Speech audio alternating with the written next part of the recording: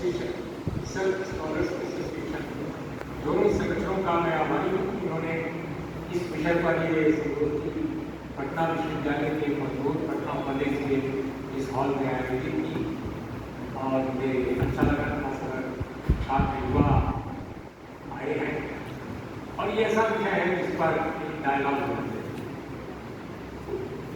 आपको आवाज मेरी ठीक से सुनाई दे रही है? ओके। और मैं आपके सामने इस विषय पर एक संक्षिप्त कुछ अपनी टिप्पणी अपना विचार प्रकट करूंगा, लेकिन ज्यादा बेहतर डायलॉग तब होगा जब आप मुझसे सवाल पूछेंगे, आपके दिमाग में क्या सवाल रहेंगे। और वो सवाल किसी भी प्रकार के हो सकते हैं, पक्ष में विपक्ष में, ऐसा नहीं, तो उसमें अच्छी बात होगी और इससे एक दूसरे को समझने का मौका मिलेगा। दोस्तों, जैसा आप लोग यूनिवर्सिटी में पढ़ते हैं, आप सबको मालूम होगा कि अपने देश में जो जनगणना का दौर है वो बहुत पहले से चलता रहा। ये अंग्रेजों के समय शुरू हुई और 1931 तक जनगणना जो है जातिवार होती है, बल्कि उसके बाद भी हुई, 2-10 साल के बाद होती है, लेकिन वर्ल्ड वार के कारण उसका जो डेटा है वो पब्लिश नहीं कराया जा सकता। तो जो आखिरी जनगणना, जो जातिवार जनगणना है भारत के पास, जिसका डेटा उपलब्ध है, वो 1931 तक है। अब आप देखिए कितनी अच्छी विडंबना है कि 1931 तक जो जनगणना राष्ट्रीय स्तर पर है, क्योंकि उसी का डेटा पब्लिक हुआ, उसके बाद जो हुई थी जनगणना वो वर्ल्ड वार के कारण स्थगित हो गई। तो उसी 1931 की जनगणना के आधार पर जो जाति के आंकड़े हैं, इस देश का प्रशासन, शासन, कोर्ट कचहरी, media, social scientist, teacher, professor, सारे उसी के आधार पर अपने अनुमान लगाते हैं। जैसे आपने देखा होगा अखबारों में अक्सर छपा करता है जब चुनाव आते हैं कि नालंदा संसदीय क्षेत्र में कितने कुर्मी, कितने यादव, कितने बुनियाद, कितने राजपूत, कितने ग्रामीण हैं, कितने दलित हैं। ये कहां से छपता है? SC ST का तो मैं समझ सकता हूँ, माइनॉरिटी कम्युनिटी के लोग का भी समझ सकता हूँ, क्योंकि उनके डेटा उपलब्ध होते हैं हमारी जनगणना में, वो काउंट किया जाता है। लेकिन जो दूसरी बिरादरियों का जो डेटा मीडिया को प्रकाशित करता है, प्रसारित करता है, उसका सोर्स क्या है?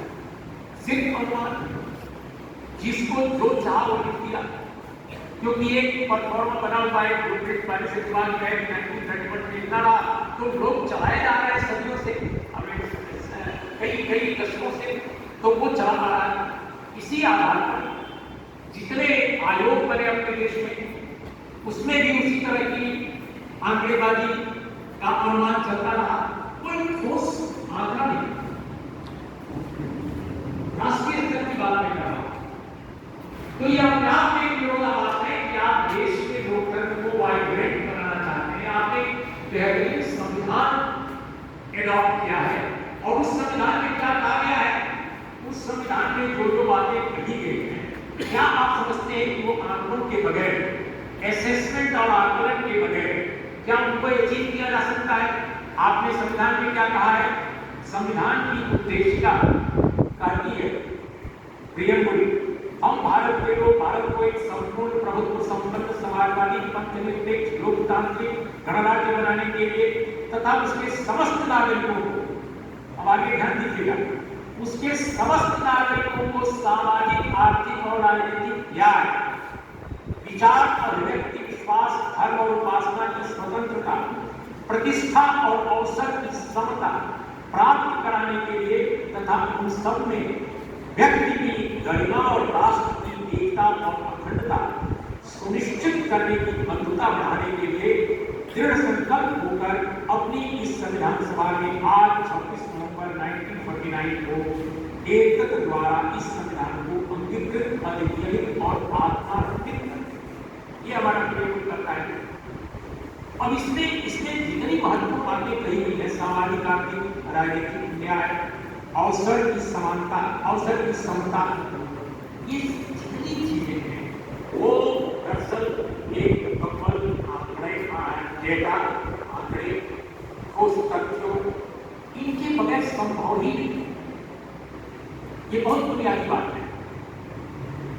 लेकिन जब हम देश आजाद हुआ तो जनगणना में जो कास्ट का पहलू है वो बैन कर दिया गया। सरकार ने तय किया कि कास्ट की गिनती नहीं की जाएगी क्योंकि हमें कास्टलेस सोसाइटी बनाएंगे। तो कास्टलेस सोसाइटी कैसे बनेगी? आप कहते हैं क्लासलेस बनाएंगे, कास्टलेस बनाएंगे, तो कास्ट और क्लास के बगैर सोसाइटी, इनके आंकड़ों को जाने बगैर, उनको एम्पावर किए बगैर, उनके बीच जो समानता है दूसरे वर्ग से उसको खत्म किए बगैर आप कैसे बना सकते हैं? आप कैसे वैसा समाज बना सकते हैं? ये समझा नहीं गया। अब आप सोचिए कि पिछड़ों के लिए एक आयोग बना, उस आयोग का नाम था काका कालेकर आयोग। वो क्यों बना? उसकी भी बड़ी कहानी है। कहानी ये है, मैं शुरू का इसलिए ले रहा हूं क्योंकि ये समझने की जरूरत है जो हम बीजेपी की जो मौजूदा सरकार है उससे किसी की आलोचना नहीं कर रहे हैं, जो अभी आगे अपने भाषण में करूंगा। मैं कांग्रेस रिजीम के दौरान जो गलतियां हैं उनको भी बैकग्राउंड के तौर पर आपके सामने मैं रखना चाहता हूं। वो क्यों ऐसा हुआ कि काका कालेकर आयोग बना, जिसमें आरक्षण के पूरे प्रयासों पर इन्वेस्टिगेशन पर पूरा दायरा फैलाने वाली कहानी है। लेकिन हुआ यह था कि जब हमारी संविधान सभा बैठी तो उस वक्त आप जानते हैं कि उसके पहले बहुत अरसा पहले पूरे पैक्ट का नाम आप लोगों ने जरूर सुना होगा, पूना पैक्ट, जो महात्मा गांधी की जो यमुना जेल में अनशन की, उसके कारण डॉक्टर बाबा साहब भीमराव अम्बेडकर को अपनी अलग निर्वाचन मंडली की मांग को छोड़ना पड़ा। एक तरह से गांधी जी की जान बचाने के लिए अम्बेडकर को ऐसा करना पड़ा, क्योंकि वो कह रहे थे कि हम ये तो अंत में ये तय हुआ कि SC/ST को रिजर्वेशन मिलेगा सामाजिक और शैक्षिक आधार पर, जो विज्ञापन है उसके आधार पर उनको नौकरियों में भी आरक्षण मिलेगा और उनको मिलेगा राजनीतिक आरक्षण। तो राजनीतिक आरक्षण का एक समय तय किया जाएगा 10 वर्ष, लेकिन नौकरियों में आरक्षण को लेकर कोई समय नहीं तय किया और ये तय किया गया था कि ये समय समय पर हर 10 साल के बाद रिव्यू होता है ये जो राजनीतिक आरक्षण। लेकिन बहुत सारे बड़े बड़े मीडिया के संपादक अक्सर कहते पाए जाते हैं, टेलीविजन पर और अखबारों में लिखते भी पाए जाते हैं कि भारत में नौकरियों का जो आरक्षण है वो तो केवल 10 वर्ष के लिए किया गया था। और इतनी मूर्खतापूर्ण बात इस देश का मीडिया, खासकर इसके बड़े संपादक, बड़े लेखक, बड़े बुद्धिजीवी भी करते हैं कि आप सोच भी नहीं सकते। नौकरियों का आरक्षण के लिए कोई तिथि, कोई समय, कोई सीमा निर्धारित नहीं की गई। तो ये जब हुआ था तो SC/ST के लिए केवल हुआ, लेकिन उसमें संविधान में आर्टिकल 340 भी जोड़ी गई और उसमें B.R. अम्बेडकर का बहुत बड़ा योगदान था, दूसरे और कई लोगों का था। लेकिन डॉक्टर B.R. अम्बेडकर ने 340 आर्टिकल को, जो उसके वजूद दिलाने में सबसे अहम भूमिका अदा की, उसमें जो SC/ST के अलावा जो समाज के अन्य पिछड़े वर्ग थे उनको एक इलेक्शन के दायरे में लाने के लिए, ताकि उनको आरक्षण मिल सके। उनकी संख्या बहुत ज्यादा थी समाज में, लेकिन हिस्सेदारी उनकी बिल्कुल नहीं थी, शासन प्रशासन राजनीति या कहीं भी। कुछ जब ये काम नहीं हुआ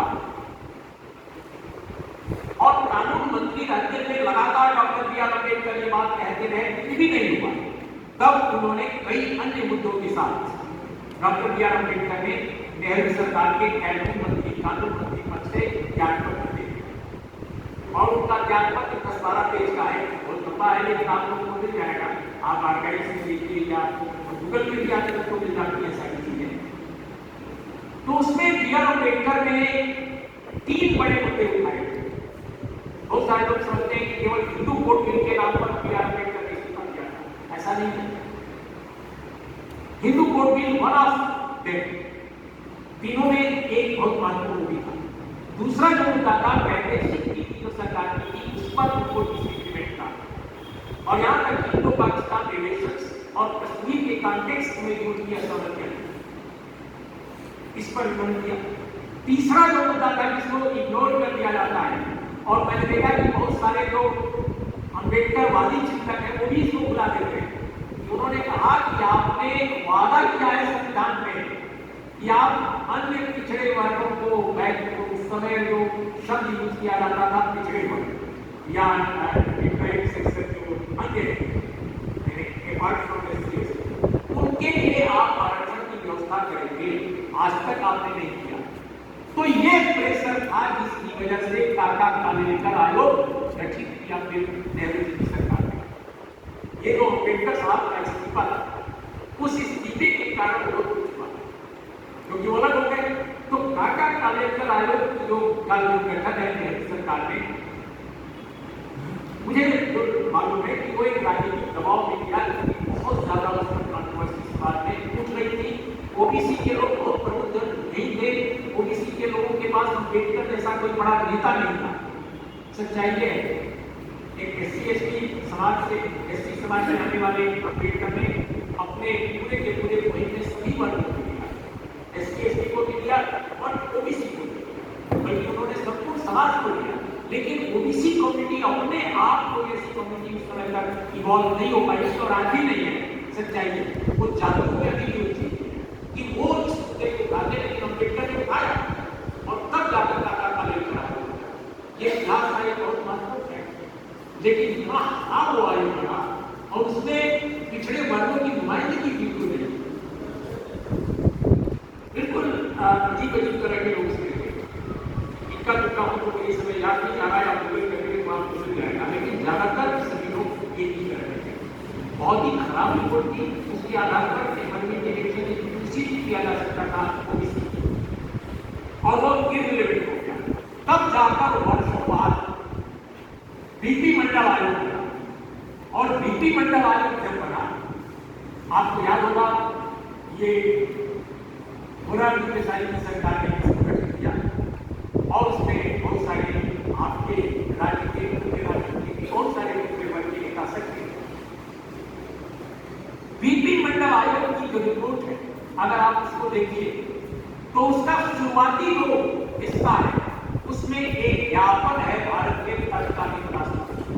जब उन्होंने रिपोर्ट सबमिट की और वो सबमिशन जो उन्होंने किया तो उसमें जातिवार जनगणना की जरूरत पर बल दिया और उन्होंने ये कहा, और ये सरकारी कमीशन था, भारत सरकार का कमीशन था, बीपी मंडल आयोग ने कहा कि जातिवार जनगणना कम कराने से हमारे पास डेटा नहीं रहा, हमें बहुत मुश्किलें आई इस रिपोर्ट को बनाने।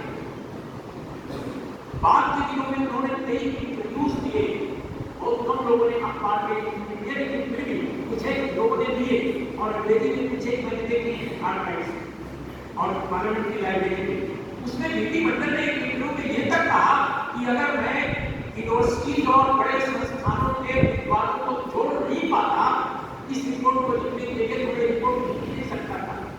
सरकारी डॉक्यूमेंट के आधार पर ये रिपोर्ट कंप्लीट नहीं की जा सकती। यूनिवर्सिटी और संस्थानों के रिसर्च करने वाले लोगों, स्कॉलर्स, प्रोफेसर्स, इंटेलेक्चुअल्स, उनके कारण वो रिपोर्ट नहीं की जा सकती क्योंकि डेटा ही नहीं था जाती उनका। तो हम क्या करते? अब आप सोचिए, जिस रिपोर्ट ने भारत में सामाजिक न्याय के क्षेत्र में एक क्रांति कर दी, मंडल आयोग की रिपोर्ट, उस रिपोर्ट को लिखने में डेटा की कमी का कितना बड़ा अभाव था, कुछ था ही नहीं।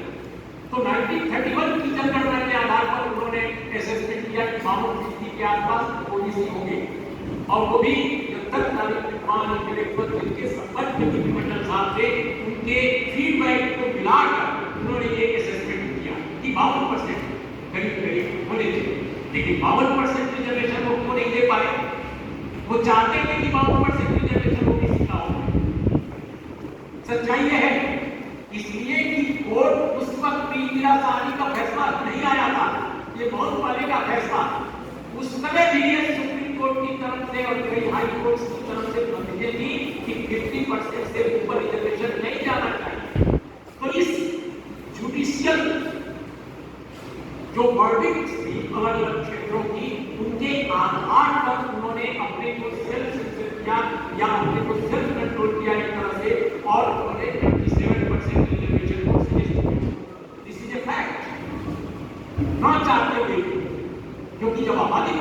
22% है, तो आप 72-27% होंगे हैं। तो इसका उन्होंने जिक्र किया है। अगर आप पूरी रिपोर्ट पढ़ें, अंग्रेजी और हिंदी दोनों में उपलब्ध है। और जब रिजर्वेशन की बात सामने आई, तो उन्होंने कहा कि उन्होंने एलिब्रेट नहीं किया है अपने उस इंटरव्यू में कि हमने सोचा कि अगर हम 40, 45 या 52% मिलते हैं, तो हो सकता है कि ओबीसी का रिजर्वेशन 0% हो जाए, यानी वोट को खारिज कर दे और फिर कोई सरकार को कैरी फॉरवर्ड आगे न करे। लिहाजा हमने मजबूरी में 27% रखा कि चलो 27% को पार्लियामेंट लिखो। ये है विधिमंडल की पूरी रिपोर्ट का एक बहुत महत्वपूर्ण जो अनरिटन है, लेकिन जो उन्होंने एक्सप्लेन किया है कई बार में, और उनकी रिपोर्ट में भी कुछ जगह इसका मेंशन है, खासकर 27% उन्होंने को ये मेंशन किया है। आप अपने पूरे असेसमेंट, तो उनके पास भी आंकड़ा नहीं था, आज भी आंकड़ा नहीं है। तो ये डेटा पूरी दुनिया में आप देखिए, आजकल तो डेटा एक्सपर्ट हो गए हैं। बहुत सारे लोग जो अंग्रेजी में जर्नलिज्म कर रहे हैं वो बोलते हैं अपने को, हमारे समय लोग कहते थे ये एडिटर है, एसोसिएट एडिटर है, रिसर्च एडिटर है, ये फीचर एडिटर है, ये न्यूज एडिटर है। आजकल कहते हैं आज डेटा एडिटर। तो अगर मीडिया के पास डेटा एडिटर आज हो रहे हैं, तो हम सरकार, प्रशासन, समाज आदि उनके पास डेटा क्यों ना हो? तो डेटा कितनी जरूरी चीज है, ये इतिहास में देखा जा सकता है, वर्तमान में देखा जा सकता है, एकेडमिक्स में देखा जा सकता है, मीडिया में देखा जा सकता है, हर क्षेत्र में देखा जा सकता है। लेकिन आश्चर्यजनक है कि अपनी सरकार ने इस पर कभी काम नहीं किया कि जातियों के आंकड़े आप ले रहे हैं, कुछ जातियों के आप ले रहे हैं, SC ST आप ले रहे हैं ना, हर जनगणना में दिया जाता है। क्यों दिया जाता है? क्योंकि उनके लिए आरक्षण की व्यवस्था की गई। आप माइनॉरिटीज कम्युनिटी को ले रहे हैं, तो क्या ऐसा आपके पास आपकी परेशानी है कि डिस्पाइट आपकी ओबीसी को रिजर्वेशन आप दे चुके हैं, आप दे चुके हैं, SC ST के समय नहीं मिला, जब उनको मिला, लेकिन बाद में आपने दिया, जब 1980 ने अनाउंस किया, उसके 2 साल के बाद आपको देना पड़ा। तो देने के बावजूद आज तक आपने डेटा नहीं दिया कि ओबीसी भारत में कितने हैं, और आपने कोई महसूस नहीं किया, चाहे जितनी सरकारें आई है इस बीच में। तो मुझे लगता है कि इससे बिल्कुल साबित होता है कि हमारी सरकार में बैठे हुए लोग हैं, सरकार चलाने वाले जो लोग हैं, वो हरगिज नहीं चाहते थे कि भारत में जाति जनगणना हो। अंग्रेज चाहते थे कि जाति जनगणना हो, क्यों? क्योंकि उनको लगता था कि ये हमारी कॉलोनी है, हमारा वो प्रदेश है, इसको किसी तरह से खुश रखना है, इसका शोषण करना है, अपने मुल्क को समृद्ध करना है, इसकी जो संपदा है उसके जरिए हम इनको खुश रखें। और साथ में उनके अंदर एक मैं ये तो नहीं कहूँगा कि बड़े न्यायप्रिय लोग थे, लेकिन उनको ये लगता था कि इसमें आंकड़े अगर सामने आ जाए तो हमको फैसला अपने पक्ष में लेने में आसानी रहेगी, यानी ब्रिटिश हुकूमत के पक्ष में। तो उन्होंने आंकड़े पर काम किया और आंकड़े लाए जातियों के। लेकिन जो लोग बाद में आए उनके दिमाग में क्या था? उनको लगता था कि अब राज हमारे पास आ गया, तो ये राज हमारे पास ही रहे, इस राज को हिस्सेदारी बिल्कुल नहीं देना चाहते थे। और सच यही है कि इसी की वजह से जाति जनगणना को एक निकृष्ट घटनाक्रम बना दिया गया, एक निकृष्ट चीज बना दिया गया कि हम किसी कीमत पर जाति जनगणना नहीं होने देंगे, और जबरन ऐसा किया गया। क्योंकि जो ब्यूरोक्रेट थे, जो राजनेता थे, जो सत्ताधीश थे, वो सभी एक वर्ण के थे। न्यायपालिका में भी वही लोग थे और आज भी वही लोग हैं। टॉप जो ब्यूरोक्रेसी है वही लोग थे, आज भी वही लोग हैं। एकेडमिक्स में वही लोग थे, आज भी कमोबेश वही लोग हैं। 2020 तक भारत के 45 सेंट्रल यूनिवर्सिटीज में 9 प्रोफेसर केवल थे। यहाँ बहुत सारे असिस्टेंट प्रोफेसर बैठे हैं, बहुत सारे एसोसिएट भी होंगे, लेकिन आप आश्चर्य करेंगे कि 2020 तक इस देश में जो 45 केंद्रीय विश्वविद्यालय भारत के हैं, उसमें केवल 9 कन्फर्म प्रोफेसर थे, प्रोफेसर एसोसिएट और असिस्टेंट थोड़े ज्यादा। आज की तारीख में भी उनकी संख्या थोड़ी बड़ी है, लेकिन अभी भी बहुत कम है। कुछ 100 प्रोफेसर जरूर हुए हैं, लेकिन परसेंटेज आज भी बहुत कम है। उसका आंकड़ा मेरे पास है, मैं आपको दे सकता हूँ, लेकिन वो हमारा आज का विषय नहीं। तो स्थिति है तो किसी को हाथ देखते हो, ब्यूरोक्रेसी का वो देखते हैं, एक्टिविटीज का वो देखते हैं, तो चारों तरफ से ये कहा जाता रहा जल्दी जल्दी करने की बात आती थी नेताओं वालों किसी के दलित समाज के या पिछड़े वर्ग के नहीं ये से तो चार बात है। अरे भाई 1931 के बाद इस देश में जातिवाद जनगणना नहीं हुई तो क्या जातिवाद और राष्ट्रीयता तो है कम हो गया। 1931 के बाद तो कोई जनगणना नहीं की गई जाति के आधार पर, तो क्या जातिवाद कम हो गया? नहीं हुआ ना। इसका क्या मतलब हुआ? इसका मतलब हुआ कि ये लॉजिक बकवास है कि अगर हम जाति की गणना कर रहे हैं तो जातिवाद करेगा कैसे करें? SC/ST का आप काउंट क्यों करते हैं? क्योंकि ये फॉर्मेटिव एक्शन है। आरक्षण का लागू किया है आपने सीधा, तो ये जरूरी है जानना कि कितने परसेंट कब कितनी किसकी संख्या बढ़ रही है और उसके आधार पर चीजें निर्धारित की जाती है। लेकिन ओबीसी का आप कराना नहीं चाहते। आप कहते हैं कि हम अपर कास्ट का नहीं करेंगे, ओबीसी का नहीं करेंगे। इस देश में EWS का आया 2019 में कानून, जिसे मौजूदा सत्ताधारी ने मान्य करा दिया और उसमें पिछड़े वर्ग के उनके सांसद ओबीसी आबादी थे। ये मामला चैलेंज किया गया कोर्ट में और मैंने वो याचिका देखी है जो चैलेंज किया गया था। उस याचिका में बाकायदा दर्ज किया है याचिकाकर्ताओं ने कि डेटा के बगैर आप EWS का रिजर्वेशन दे कैसे सकते हैं। मैं सबसे पहले आपको बता दूं, मैं किसी भी उच्च वर्ण की किसी जाति का विरोधी नहीं, बिल्कुल नहीं। मैं किसी ब्राह्मण का विरोधी नहीं, बहुत सारे मित्र मेरे ब्राह्मण, लेकिन मैं ब्राह्मणवाद का नहीं। तो आप EWS का आरक्षण दे रहे हैं लेकिन बगैर किसी डेटा के दे रहे हैं, बगैर किसी आंकड़े के दे रहे हैं। इस आधार पर इसको हरगिज नहीं दिया जाना चाहिए था, लेकिन आपने दिया। जबकि मंडल आयोग ने बकायदे डेटा को इकट्ठा करके तब अपर कास्ट की कुछ जातियों को आरक्षण दिया था। आप लोगों को मालूम होगा कि मंडल आयोग ने कई स्थानों पर कई रीजनल बैकवर्डनेस की लागू है, वहां पर राजपूत और ब्राह्मण समाज के लोगों को भी ओबीसी का आरक्षण प्राप्त है। मालूम है ना आपको? मंडल आयोग सिर्फ ओबीसी के लिए नहीं है, अपर कास्ट के भी पिछड़े लोगों को उसमें शामिल किया है कई जगहों पर। और आदि उत्तराखंड के जौनसान बाबर इलाके में जाइए तो आप पाएंगे कि अपर कास्ट के लोग ओबीसी में रिजर्वेशन पा रहे हैं और नहीं मिल रहा है। हो सकता है आपके ध्यान में भी ये भी अद्भुत बात है। तो इतना जुडिशियस है डीपी मंडल और उनकी पूरी टीम की कि जहां जरूरत की वहां उन्होंने किया होगा कि भाई ये बैकवर्ड है, सामाजिक रूप से भी बैकवर्ड है और शैक्षिक रूप से भी बैकवर्ड है, क्योंकि आरक्षण का आधार हमारे संविधान ने आर्थिक आरक्षण का ही नहीं किया, सामाजिक और शैक्षिक तय किया। लेकिन EWS सिर्फ आर्थिक आधार पर आपने तय किया है और वो आपके पास डेटा नहीं है, तो पूरी तरह गैर कानूनी और संवैधानिक है। लेकिन इस सरकारी फैसले को माननीय सुप्रीम कोर्ट ने संवैधानिक करार दिया। कितना ये आश्चर्यजनक है कि देश की सबसे बड़ी अदालत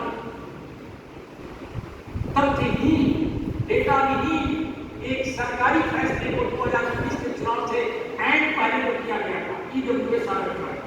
और उसके पहले आपको याद होगा 4 साल पहले इसी बिहार में आकर मोहन भागवत जी ने कहा था कि आरक्षण की समीक्षा की जानी चाहिए। तो बिहार की जनता ने तो उनको जवाब 2015 के चुनाव में दे दिया, लेकिन इसका जो रिएक्शन हुआ कि उनकी पार्टी यानी बीजेपी ने 2019 में EWS लाया था कि अपर कास्ट को किया जा सके और कांग्रेस की तरफ जो अपर कास्ट राइट सेक्शन आ रहा था उसको रोका जा सके। और उसका उनको फायदा 2019 में उत्तर प्रदेश, बिहार, मध्य प्रदेश जैसे राज्यों में बहुत अच्छी सीटें मिली। अपर कास्ट मोबिलाइजेशन प्लस अन्य ओबीसी जातियों का जातियों का समर्थन था जो जिसके पीछे नाम जब कोई बात नहीं है वगैरह बहुत सारी। तो मेरा ये कहना है कि EWS पर सुप्रीम कोर्ट का जो फैसला था बिना किसी कारण, बिना किसी आधार, बिना किसी डेटा के, ऐसी स्थिति में आज की तारीख में अगर आप डेटा नहीं जानते, नहीं उपलब्ध कराते तो ये भारत के विकास में बहुत बड़ी बात है। दोस्तों, जैसा हमारे कुछ अन्य वक्ताओं ने भी कहा, देखिए ये डेटा का सवाल केवल डेटा का नहीं है। डेटा तो आपके पास बिहार सरकार ने लाया 1 साल पहले, भी एक साल करीब होने वाला।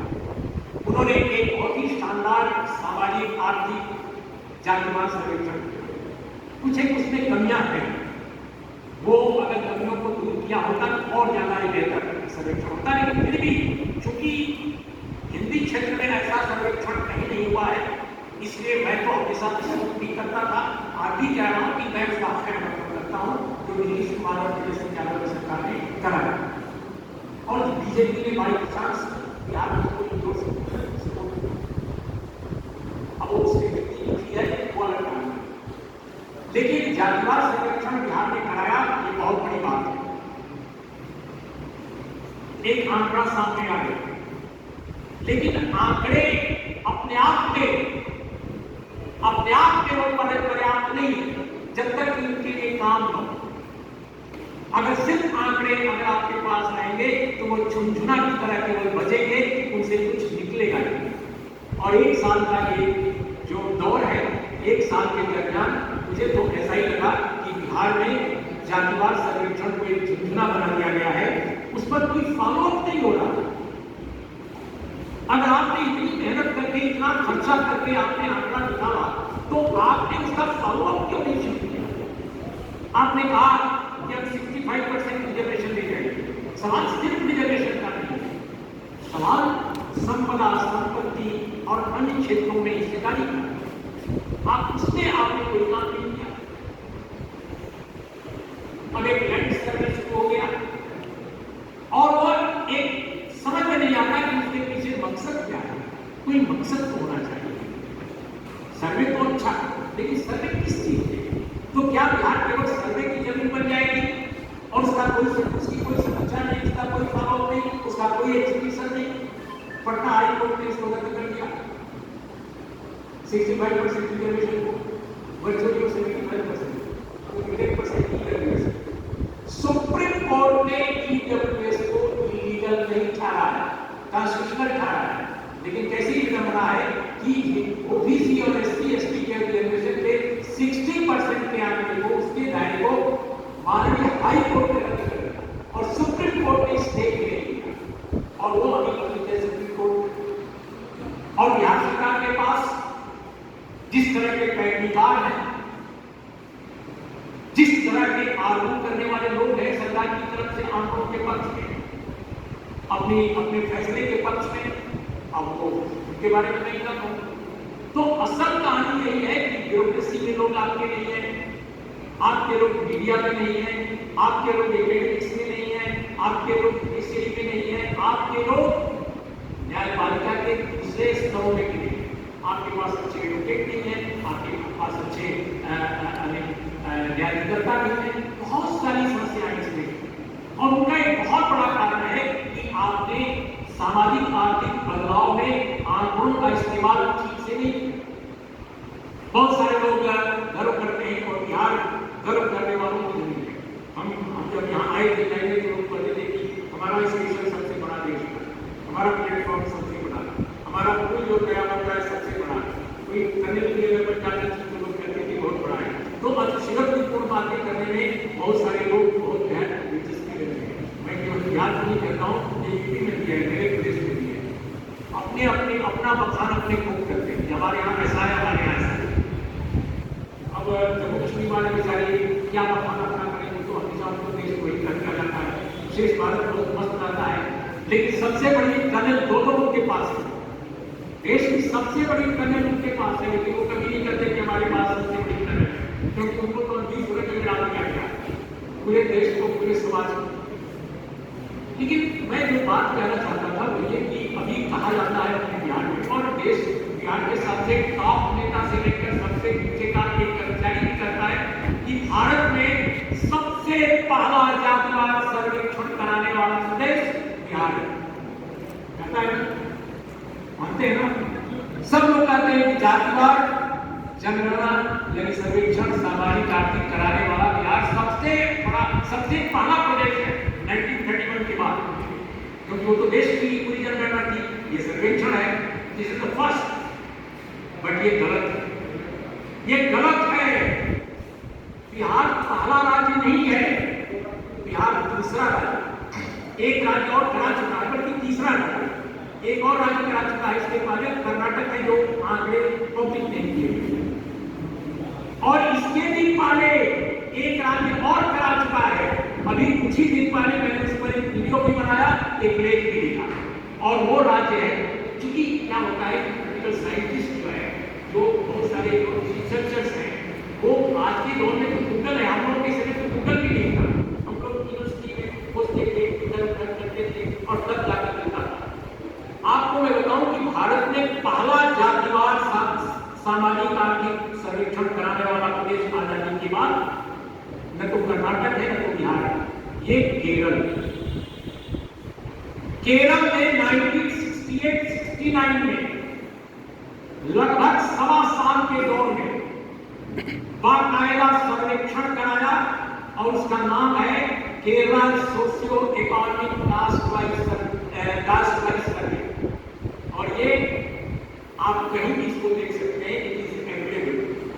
और उस वक्त सरकार किसकी थी? उस वक्त सरकार ईएमएस नंबूदिरीपाद की थी। ईएमएस नंबूदिरीपाद का जन्म ब्राह्मणों के सबसे कुलीन परिवार में हुआ। बद्रीनाथ से लेकर तमाम बड़े बड़े जो मंदिर होते हैं वहां नंबूदिरी ब्राह्मण गणित रखे जाते हैं। तो नंबूदिरीपाद जो है, ईएमएस नंबूदिरीपाद सीपीआईएम गवर्नमेंट के चीफ मिनिस्टर दूसरी बार बने थे। पहली बार जब बने थे तो उनको डिसमिस कर दिया गया, पहली निर्वाचित गवर्नमेंट की केरला। क्यों कर दिया गया? क्योंकि ऐसा मत समझिए मैंने पिछलों का भी आलोचक ऐसे ही दूसरी पार्टी का, लेकिन जो फैक्ट्स हैं वो मैं कह रहा हूं कि जब उनकी पहली सरकार बनी तो डिसमिस कर दिया गया, क्योंकि उन्होंने दो बुरे काम कर दिए। पहला बुरा काम किया था कि उन्होंने लैंड रिफॉर्म्स को एडॉप्ट किया बिल, और दूसरा खुद बुरा काम किया कि एजुकेशन बिल ला दिया। एजुकेशन बिल में क्या प्रावधान था कि सबको बराबर शिक्षा मिलेगी, साझा समान शिक्षा, जो लोहिया जी कहा करते थे। हालांकि करा नहीं पाए कहीं किसी भी अपने प्रदेश में, जहां उनकी सरकार बोलते करा नहीं पाए, लेकिन सीपीआईएम की लेफ्ट जो डिफरेंट गवर्नमेंट थी, वहां उन्होंने सबके लिए समान शिक्षा की व्यवस्था कर दी, और उसमें दो चीजों का बड़ा योगदान था। एक तो क्रिश्चियन मिशनरीज और एक डिफरेंट की गवर्नमेंट। ये बात मुझे स्वयं अरुंधति राय की मां मेरी राय ने मुझे कही, जो कि डिफरेंट गवर्नमेंट की बड़ी आलोचक थी। मेरी राय ने कहा कि मैंने पूछा कि आपका प्रदेश भारत में सबसे अव्वल क्यों रहा है? हमेशा आपका राज्य एचपीआई में, ह्यूमन डेवलपमेंट इंडेक्स में या प्रगति के अन्य आंकड़ों में सबसे नंबर 1 क्यों रहता है? तो उन्होंने कहा कि दो काम। मैंने कहा कि पहला लैंड रिफॉर्म्स और दूसरा एजुकेशन रिफॉर्म्स। तो मैंने कहा कि एजुकेशन रिफॉर्म आप क्या कैसे हो सका, हमारे यूपी में क्यों नहीं हो सका? तो उन्होंने कहा कि तुम्हारे यहाँ पर नेता जो थे वो जमींदारों और बड़े कैपिटलिस्टों और बड़े जो जातियों के लोग थे, उन्हीं में से आए थे और उन्हीं के लिए काम करते थे।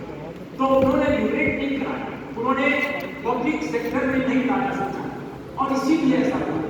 और तब मुझे लगा सरकारी स्कूल में पढ़ा, लेकिन हम लोगों की जनरेशन के बाद बात की सरकारी स्कूल प्राइवेटाइज हो रहे हैं।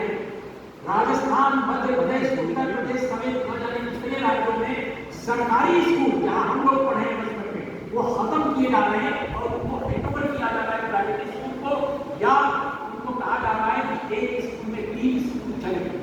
यानी अगर 3 गांव में 3 स्कूल है तो बंद करके 2 गांव में एक।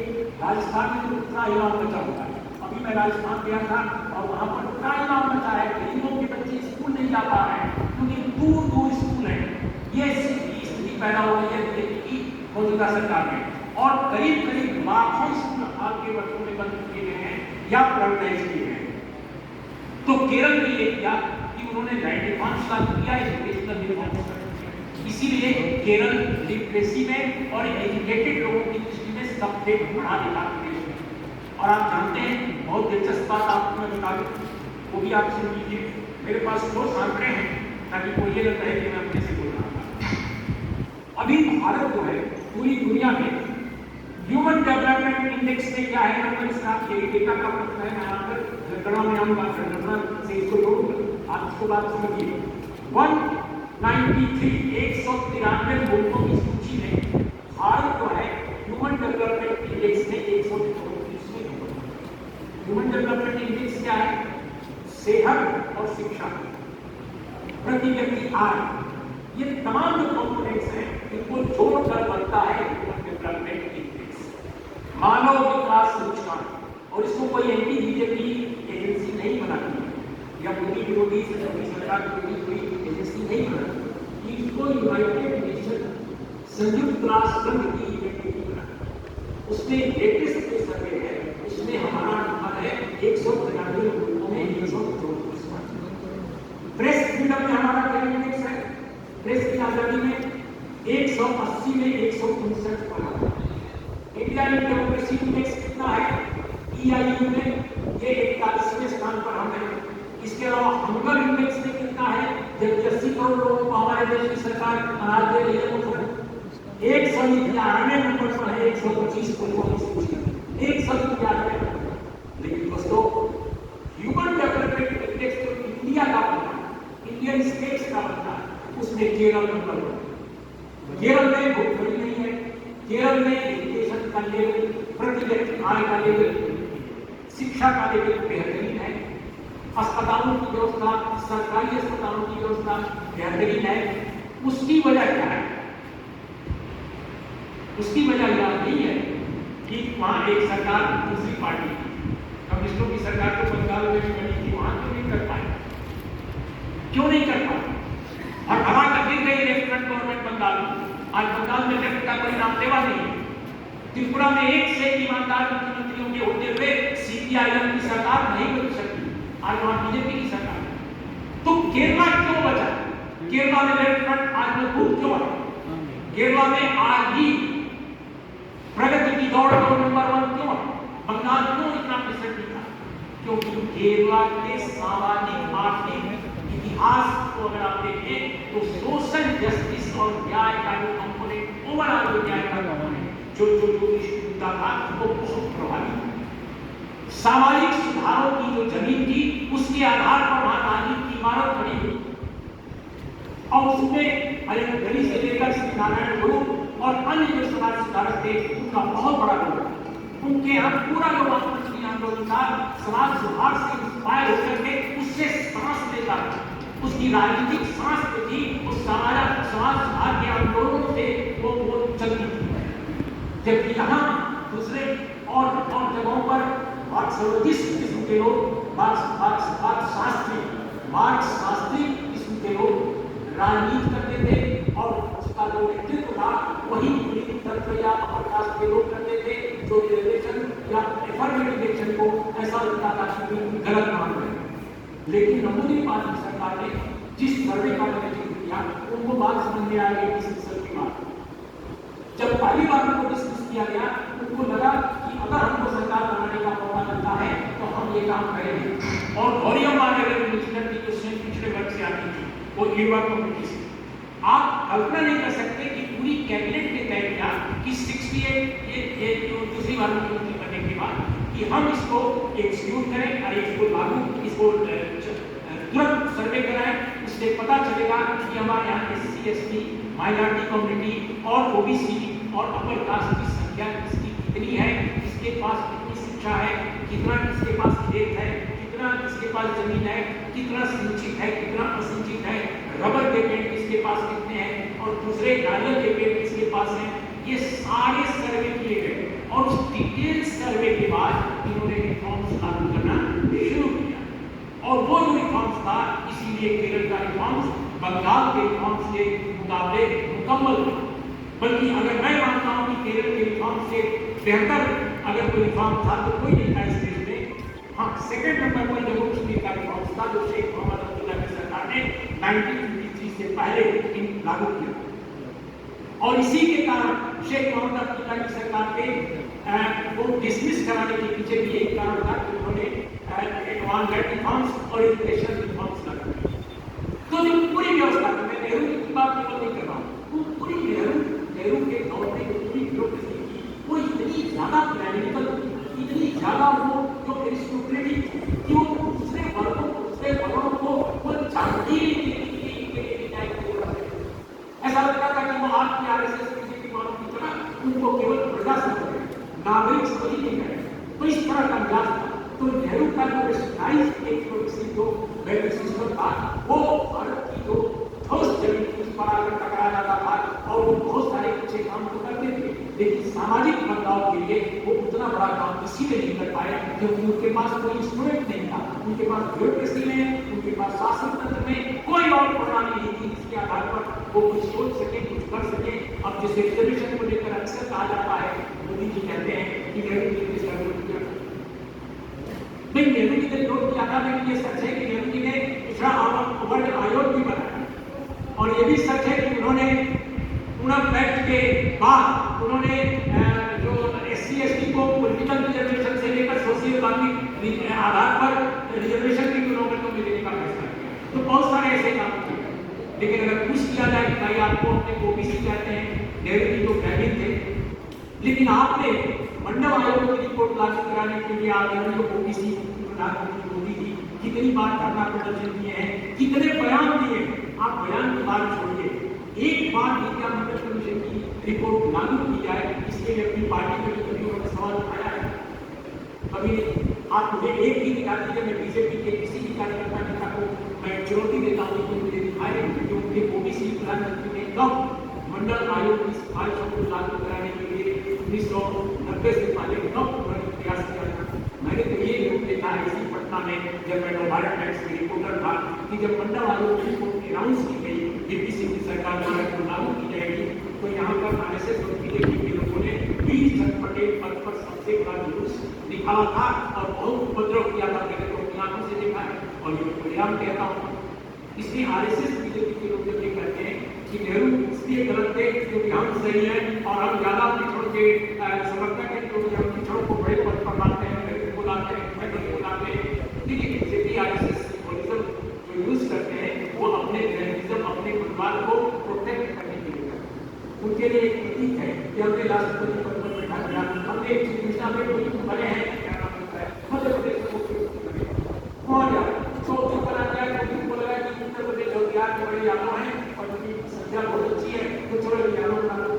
इसके पहले शिवराज सिंह चौहान जी को भी पिछले बनते थे, लेकिन भैया वो लागू क्या करना है, उनकी नीतियां क्या है? टोटल OBC की होती है, टोटल दलित की होती है। तो असल सवाल नीतियों का है, आपकी नीति क्या है, आपकी नियत क्या है, आप किस जाति के हैं, इससे कोई फर्क नहीं पड़ता। बहुत सारे दलित और पिछड़े वर्ग के लोग अपने ही समाज के खिलाफ षड्यंत्र का हिस्सा बनते हैं, ये कौन कहेगा? और वही एक ब्राह्मण कुल में पैदा हुआ के बाद 1968-69 में जो काम किया वो आज तक पेड़ को खुशहाल बनाया। तो मेरा ये कहना है कि जाति का करना दलित आदिवासी OBC का एजेंडा नहीं है और नहीं होना चाहिए। ये नेशनल एजेंडा, ये भारत की प्रगति का एजेंडा, भारत के विकास का एजेंडा। और जो लोग भारत का विकास चाहते हैं, जो लोग भारत को मुकम्मल डेमोक्रेटिक सोशलिस्ट जो लिखा हुआ है आपके परिवर्तन में वैसा लोग बनाना चाहते हैं, उनके लिए जातिवाद जनगणना एक बहुत बड़ी जरूरत है। और ये बिहार को इस तरफ नहीं कि बिहार में बहुत मेहनत से नीतीश कुमार और तेजस्वी यादव की सरकार ने एक सर्वे कराया, लेकिन सर्वे आज केवल लाइब्रेरी में या हमारे बुक सेल्फ में एक दस्तावेज के रूप में मौजूद है, लेकिन उसको अपनी जमानत कब बनाया गया? 9th शेड्यूल में डालने की आपने मांग की, लेकिन 9th शेड्यूल में आज तक वो सरकार आपको देख डाल रही है। और ये वो सरकार है जो आपकी विधान चल रही है। दो व्यक्ति दो नीतियां दो पार्टियां चला रही हैं, एक का नाम है TDP और दूसरी का नाम है JDU। इन दो पार्टियों के कारण जो सरकार है उसमें एक पार्टी ने सर्वे कराया और कहा 9th शेड्यूल में डालो, लेकिन 9th शेड्यूल में नहीं डाला। आप वापस कीजिए ना सुप्रीम कोर्ट से, आप पिटीशन अपना वापस ले लीजिए। सुप्रीम कोर्ट में आरक्षण के मुद्दे पर आमतौर पर न्याय नहीं होता, आमतौर पर आजादी के बाद से भारत का इतिहास तक इस बात का गवाह केवल इंडियन प्रेस को मिला और किसी को नहीं मिला। तो ऐसी स्थिति में दोस्तों मेरा ये कहना है कि मौजूदा सरकार को विड्रॉ कर देना चाहिए और उनको नया बिल बनाना चाहिए, दस्तावेज की और वो बिल जो है आप बनाइए और उसको कहिए कि इसके आधार पर निकाल और अगर नहीं डालते तो आप एक्शन दीजिए अपनी सरकार के खिलाफ या यदि चाहिए निगोशिएट कीजिए, but I don't want negotiate,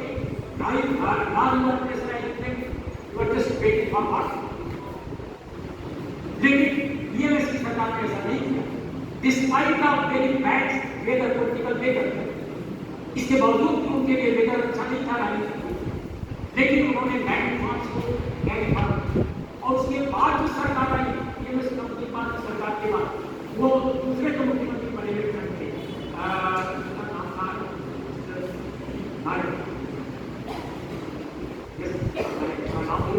उन्होंने भी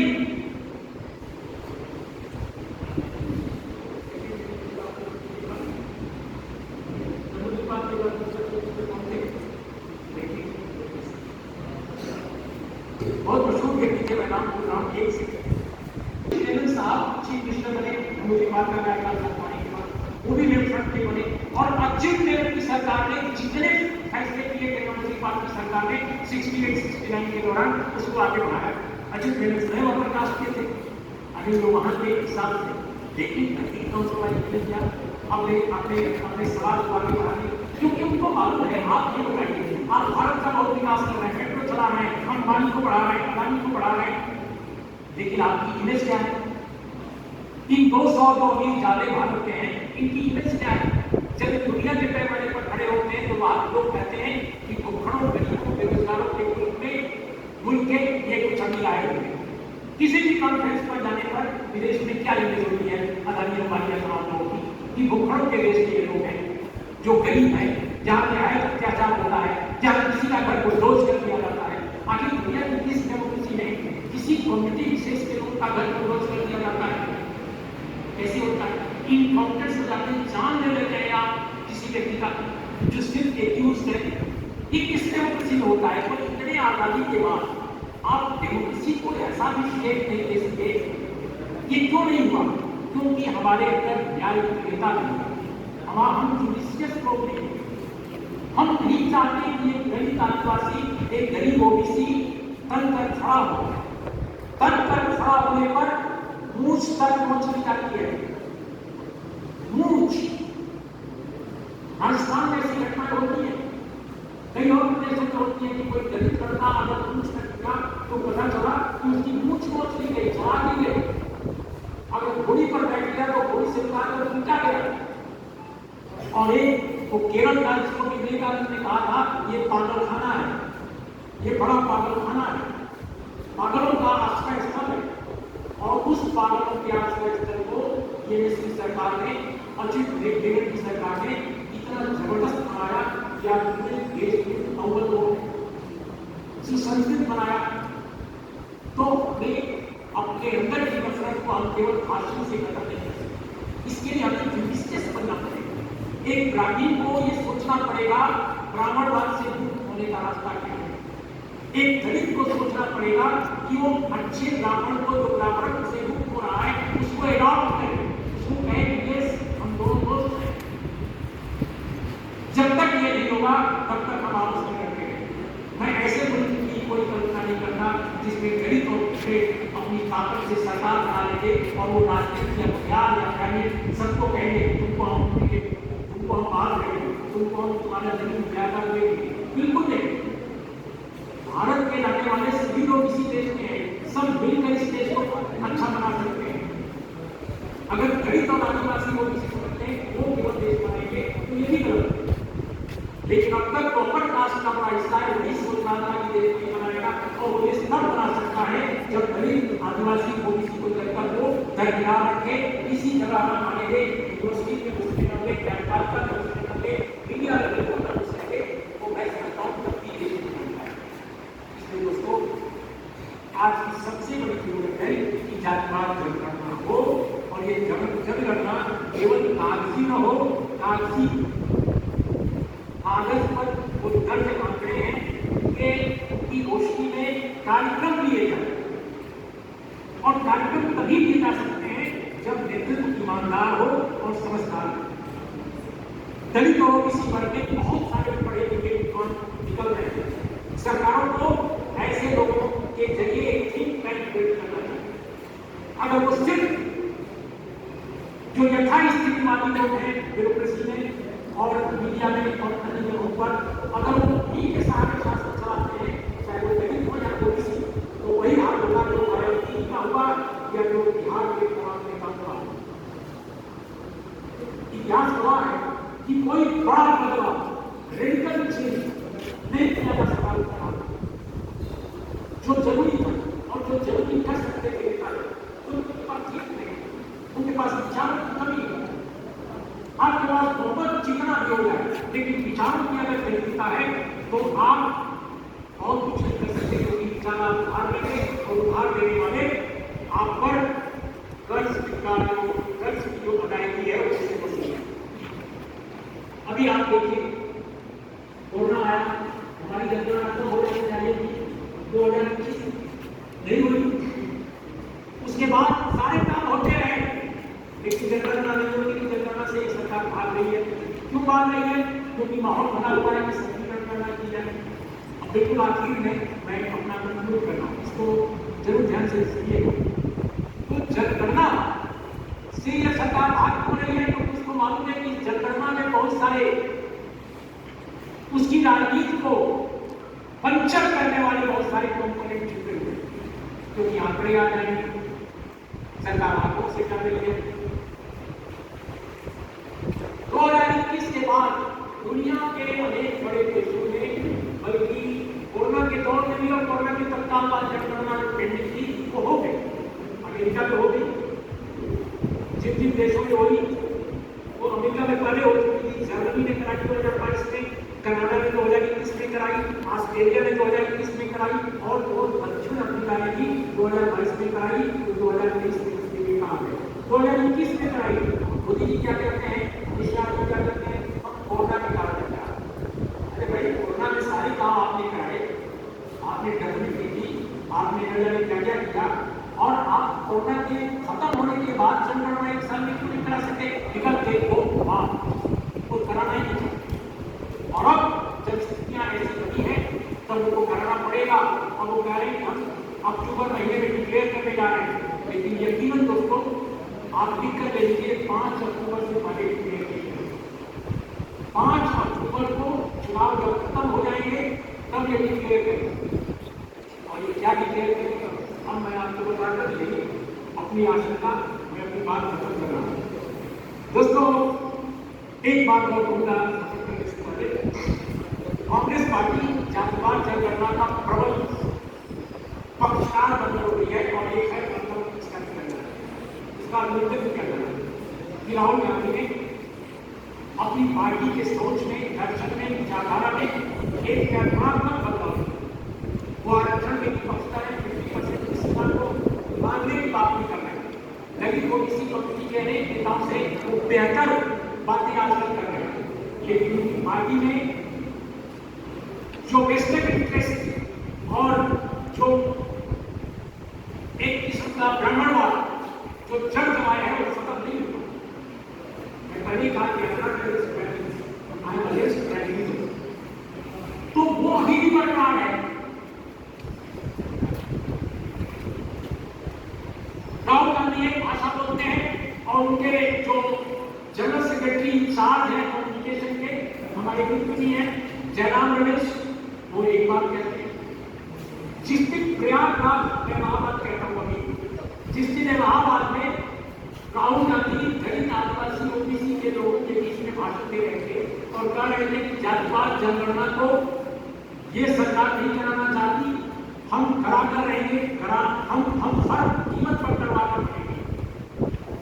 और ये कहा कि ओबीसी की केवल नहीं, सभी जातियों की गिनती कराई जाएगी। राहुल ने कहा, उसी दिन दिल्ली में बैठे थे जयराम रमेश कह रहे थे कि सिर्फ ओबीसी की करा दीजिए, अपनी बात नहीं। आपने क्यों कहा? मैंने उसी दिन ये सवाल उठाया सोशल मीडिया पर कि एक तरफ राहुल कुछ कह रहे हैं, जयराम रमेश कुछ कह रहे हैं, खेल क्या हो रहा है? ये खेल क्या है? तो हमारे किसी मित्र ने मेरा वीडियो देखने के बाद 2 दिन बाद राहुल गांधी से उनकी मुलाकात हुई और राहुल से पूछा कि भाई एक पत्रकार है, तो ये सवाल उठाया, आपका क्या जवाब? तो मुझे बताया गया कि जयराम को कहने दीजिए, हम हरगिज इसके पक्ष में हैं कि सभी लोगों की गणना।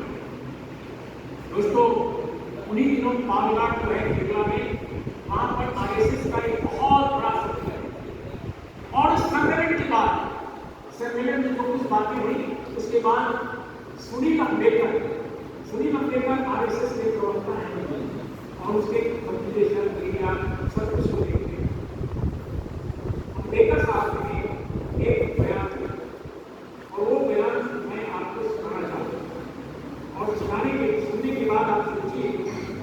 क्या करता है आरएसएस और क्या इसके इन शब्दों के बीच में है। आरएसएस की जो राजनीतिक पार्टी है कि वो जातिवाद जनगणना के पक्ष नहीं है, क्योंकि इससे जाति बात बढ़े। मैं इस पर कहता हूँ कि 1931 से लेकर आज तक जातिवाद तो क्या जातिवाद खत्म हो गया? जातिवाद तो हो गया। जातिवाद असमानता की पैदावार, विषमता और नफरत की पैदावार, इसको आप खत्म कीजिए, अपने आप जातिवाद खत्म हो जाएगा। यही तो अम्बेडकर करते थे, ये मानने को तैयार नहीं है, लेकिन सुनील अम्बेडकर ने उसने क्या कहा? ये बीजेपी 7 लाइन दे रहे हैं और ये बीजेपी के लिए एक तरह से गाइडलाइन की तरह इसको ट्रीट किया जा सकता है और इसका क्या नतीजा निकलता है वो मैं आपको बता रहा हूं। पिछले कुछ समय से जाति आधारित जनगणना की चर्चा पुनः प्रारंभ हुई।